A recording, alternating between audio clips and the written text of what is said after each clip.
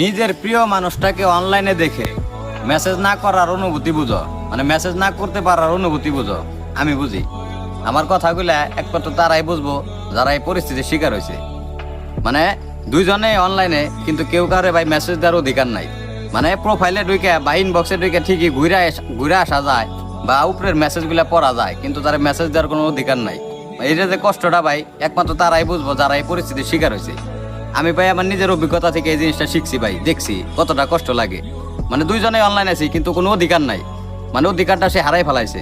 সে এক সময় আমারও খুব ভালোবাসতো, কিন্তু আজও ভাই আমি বিশ্বাস করেন, মানে আমি তার ইনবক্সে ঠিকই ঢুকে তার প্রোফাইলটাও চেক করে তার ফ্রেন্ড লিস্টে কারা কারা আছে তাও দিই, তার ছবিতে কারা কারা কমেন্ট করে লাইক করে আমি তাও দিই, কিন্তু তার মেসেজ করার মানে অধিকারটা আমার নাই।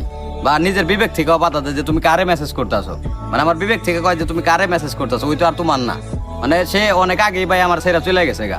মানে একটা সময় ভাবি ভাই, মানে এতগুলা মেসেজ, এত স্মৃতি, এত মায়া সে কিভাবে ভুলে গেল। মানে একটা মানুষের ভাই, একটা মানুষের বলতে তো ভাই কিছুদিন টাইম লাগে। আর একটা মানুষ যখন একটা মানুষের জীবনে আসে, মানে তার যে মায়াগুলা, তার যে মানে মানুষটারে ভুলে দেওয়া সম্ভব তখনই যখন নাকি তার মৃত্যু হয়। মানে জীবিত অবস্থায় একটা মানুষটা কেমনে ছাইরা যায়, ভালো একটা অপশন পাই, এটা ভাই আমার মাথায় ধরে না। আমরা পারি না ভাই, কিন্তু ওরা ঠিকই পারে ভাই। তারপর আমি একটা কথা কই ভাই, আমি যে পরিস্থিতির শিকার হয়েছি, এই পরিস্থিতির শিকার জানি ভাই কেউ না হয়। আল্লাহ সবাই ভালো রাখুক।